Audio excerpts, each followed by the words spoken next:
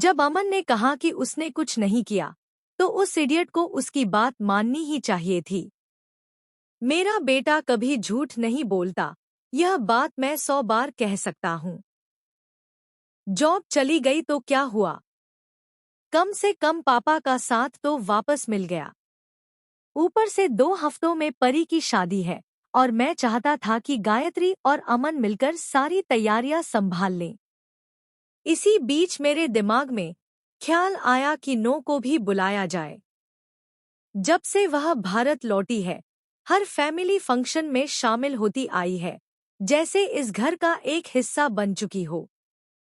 लेकिन तभी माहौल एकदम पलट गया, जब वह अचानक मिहिर के सामने आ गई और कहने लगी, समझने की कोशिश करो, मैं तुमसे बहुत प्यार करती हूँ।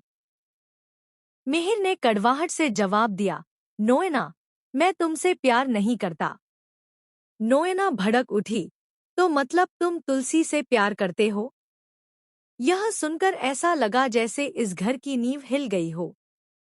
क्योंकि सास भी कभी बहू थी कि आने वाले एपिसोड में जो होने वाला है, वह दर्शकों को हिलाकर रख देगा। मिहिर की ये बातें तुलसी खुद सुन लेती है और इस एक पल में उसके अंदर कुछ टूट जाता है। लेकिन असली झटका अभी बाकी है, क्योंकि नोएना की मुश्किलें खत्म होने की जगह अब कई गुना बढ़ने वाली हैं। दरअसल तुलसी मिहिर से कहती है, तुम्हें पता है, नोए किसी और से प्यार करती है और जल्दी ही शादी भी करने वाली है। यह सुनकर मिहिर भीतर तक हिल जाता है। वह सोचता है कि अगर नो किसी और से शादी कर लेगी, तो क्या वह हमेशा के लिए तुलसी को खो देगा? इधर कहानी एक और मोड़ लेती है। अंगद की जॉब के पहले दिन उसी होटल में रणविजय आता है। वह अंगद को वेटर की यूनिफॉर्म में देखकर मुस्कुराता है और चालाकी से किसी महंगे फोन को अंगद की जेब में डाल देता है। जब फोन बजता है और अंगद की जेब से निकलता है, तो सब उसे चोर समझ लेते हैं।